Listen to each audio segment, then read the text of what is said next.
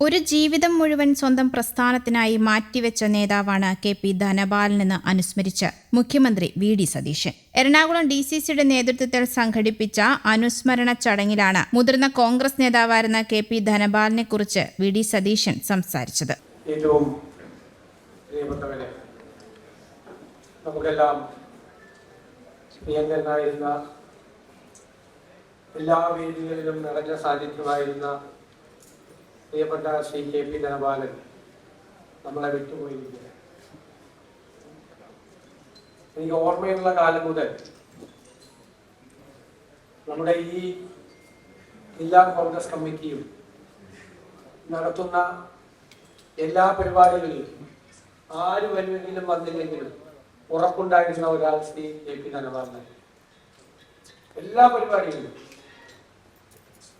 അത് പറവൂരിലാണെങ്കിലും ആലുവയിലാണെങ്കിലും കോതമംഗലത്താണെങ്കിലും കുട്ടമ്പുഴയിലാണെങ്കിലും എവിടെയാണെങ്കിലും അദ്ദേഹം അവിടെ സാന്നിധ്യം ഉണ്ടാവും. അദ്ദേഹത്തിന്റെ സാന്നിധ്യം ഇല്ലാതെ ഒരു പരിപാടിയും കഴിഞ്ഞ എത്രയോ ദശാബ്ദ കാലമായി ഈ ജില്ലയിൽ നടന്നു. ഞാൻ ഈ വേദിയിലേക്ക് വരുമ്പോഴും ഓർത്തത് അദ്ദേഹം ഇല്ലാത്ത ഒരു പരിപാടിയാണ്, അദ്ദേഹത്തെ കുറിച്ച് അനുസ്മരിക്കുന്ന പരിപാടിയാണ്. അത്ര നിറസാന്നിധ്യമായിരുന്നു അദ്ദേഹം. കേരള വിദ്യാർത്ഥി യൂണിയൻ മുതൽ യൂത്ത് കോൺഗ്രസ് മുതൽ എല്ലായിടത്തും സജീവമായി നിറഞ്ഞു നിൽക്കുകയും യൂത്ത് കോൺഗ്രസിന്റെ സംസ്ഥാന ഭാരവാഹി, APCC ഭാരവാഹിയും ഒക്കെ ആയിരുന്നപ്പോൾ ഇതുപോലെ ഈ ജില്ലയിലെ വിവിധ ഭാഗങ്ങളിൽ പോകുന്നത് പോലെ ഈ സംസ്ഥാനത്തിന്റെ വിവിധ ഭാഗങ്ങളിൽ പോകും. വണ്ടിയെടുത്ത് അങ്ങ് പോവാണ്, അല്ലെങ്കിൽ ട്രെയിനിൽ കയറി അങ്ങ് പോവുകയാണ്.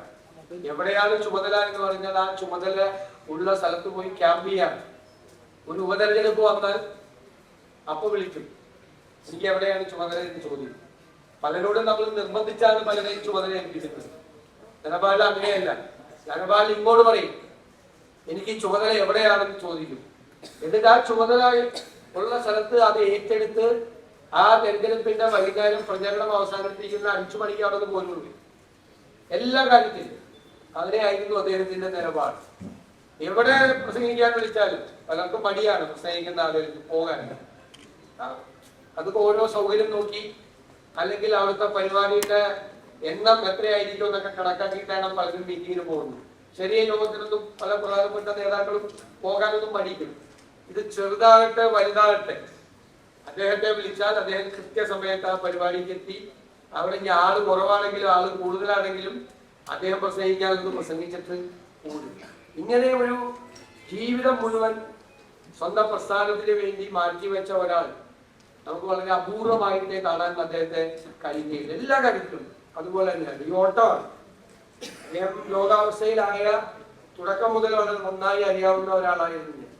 അദ്ദേഹത്തിനുണ്ടായ ഏറ്റവും വലിയ സങ്കടം, അദ്ദേഹത്തിന്റെ മരണത്തിന് 1 വർഷം മുമ്പ് അദ്ദേഹത്തിന്റെ മൂത്ത മകൻ ഗുരുതരമായ രോഗബാധയാൽ ആശുപത്രി കിടക്കുമ്പോഴാണ് അദ്ദേഹം ഒന്ന് ഒലഞ്ഞ് ഞാൻ കണ്ടത്. അല്ലാത്ത സമയത്തൊന്നും കണ്ടിട്ടില്ല. അത് മകന്റെ വേർപാടുണ്ടായത് അദ്ദേഹത്തിന് വലിയ താങ്ങാൻ പറ്റാത്ത ഒന്നായി. അതേ തുടർന്ന് അദ്ദേഹത്തിന് പലതരത്തിലുള്ള രോഗങ്ങൾ ഉണ്ടായെങ്കിലും ഞങ്ങളെല്ലാം നിർബന്ധിച്ച് കൃത്യമായ ചികിത്സ കൊടുത്ത് ഓരോ കാര്യത്തിനും, അദ്ദേഹത്തിന് നടുവിനൊരു ഓപ്പറേഷൻ വേണമെന്ന് പറഞ്ഞു. ഞാനത് തിരുവനന്തപുരത്ത് ഓരോ സ്ഥലത്ത് കൊണ്ടുപോയി ഓപ്പറേഷൻ ഒഴിവാക്കി അത് മാറ്റി വന്നപ്പോൾ എല്ലാം വലിയ സന്തോഷം. അപ്പൊ വീണ്ടും ആക്റ്റീവായി. പെട്ടെന്നാണ് ഈ ഒരു രോഗം പെട്ടെന്ന് വന്നത്. എന്നിട്ട് ഞാൻ പറയും, സർജറി കഴിഞ്ഞ് വന്നത് പുറത്തിറങ്ങരുത് പറയും. പക്ഷെ ഞാൻ അവിടെ ഇല്ലെങ്കിൽ അപ്പൊ വീണ്ടും പുറത്തിറങ്ങും. അവിടെ എല്ലാ പരിപാടിക്കും പോയി തുടങ്ങും. ഞാൻ എന്നോട് ഇവരെല്ലാം സഹപ്രവർത്തകർ വിളിച്ചു പറയും, ഞാൻ പറഞ്ഞാലേ കേൾക്കുള്ളൂ. ഞാൻ വിളിച്ചു പറയും, പുറത്തധികം പോകട്ടെ, കുറച്ച് ദിവസം കൂടെ റെസ്റ്റ് ചെയ്തിട്ട് പോയാൽ മതി എന്ന് പറയും. അതില്ല, ഞാൻ പോകില്ല, മനുഷ്യൻ പോകും. ഏതൊരു വീട്ടിലിരിക്കാൻ പറ്റില്ലായിരുന്നു യഥാർത്ഥത്തിൽ. അത് കഴിഞ്ഞിട്ട് ഈ തെരഞ്ഞെടുപ്പ് കാലത്ത് ഞാനവിടെ ഇല്ല, അത് മറ്റുള്ള സ്ഥലങ്ങളിലാണ്. അദ്ദേഹം അത് ഏറ്റെടുത്തത്. എല്ലാവരും വിളിച്ച് വഴക്ക് പറയുന്നു. എല്ലാവരും വിളിച്ച് വേഗം അത് ചെയ്യണം എന്ന് പറഞ്ഞ് രാവിലെ തൊട്ട് എല്ലാവരെയും ഫോൺ ചെയ്യുകയും എല്ലാ യോഗത്തിലും ഓടിയെത്തുകയും ചെയ്യും.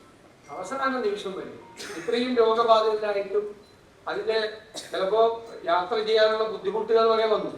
എന്നിട്ടും ആ പാർട്ടി പരിപാടികളിൽ എത്താൻ വേണ്ടിയിട്ടുള്ളത് ഏറ്റവും അവസാനമായി പങ്കെടുത്ത പരിപാടി എനിക്ക് പറവൂരിൽ മുഖ്യമന്ത്രിയായി സത്യപ്പെടുത്തിയതിനു ശേഷം അവിടെ എനിക്ക് നൽകിയ സ്വീകരണത്തിലാണ് ഏറ്റവും അവസാനമായി പങ്കെടുത്ത ഒരു ചടങ്ങ്. അപ്പൊ അത്രയും രോഗാവസ്ഥയിലായിരുന്നു. അദ്ദേഹത്തെ കുറിച്ച് ഓർക്കുമ്പോൾ നമുക്ക് എല്ലാവർക്കും ഒരുപാട് കാര്യങ്ങൾ നമുക്ക് പങ്കുവയ്ക്കാനുണ്ട്.